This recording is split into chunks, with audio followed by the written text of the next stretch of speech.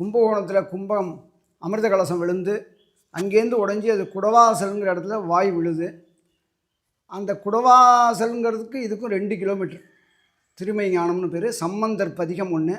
இந்த அமிர்தத்தை எடுத்து சிவபெருமான் பிரம்மாவை கூப்பிட்டு இங்கே பிரம்மாட்ட கொடுத்து இங்கேருந்து உயிரினங்களை படைக்க சொல்கிறதாக புராண வரலாறு. இங்கேருந்து தான் பிரம்மா படைக்கிறார். பிரம்மாவுக்கு ஆயுள் காலங்கிறப்போ ஒரு யுகங்கிறது 1,35,000 வருஷம். அதுமாரி 4 யுகம் எல்லாருக்கும் தெரியும். அந்த 4 யுகம் சேர்ந்தது ஒரு சதுரயுகம். அந்த 4 சதுரயுகத்துக்கு ஒரு இந்திரன், அந்த 4 இந்திரனுக்கு ஒரு பிரம்மா. ஆக ஆயுள் காலம் எக்கச்சக்கம் பிரம்மாவுக்கு. அந்த பிரம்மாவுக்கு முடிஞ்சு பிரளயம் ஆகி பிரளயத்துக்கு அப்புறம் பிரம்மா இங்கே புதுசாக உண்டாகி உயிரினங்களை படைக்கிறார்.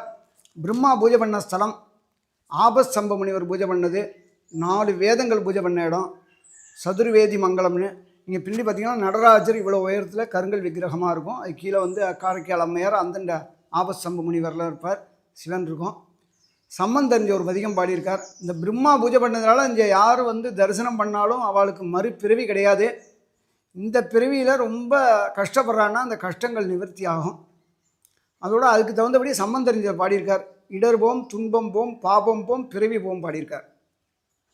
இடர்னா தொடர்ந்து உங்களுக்கு யாரோ இடைஞ்ச பண்ணிக்கிட்டே இருந்தாலும் போயிடும்.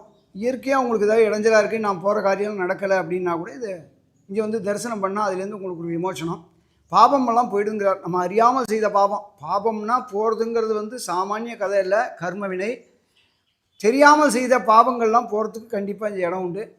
தெரிஞ்சு செஞ்சாலும் இங்கே வந்து வருந்தி மன்னிப்பு கேட்டால் அதுக்கான அமைப்பை சிவன் கொடுக்குறார்.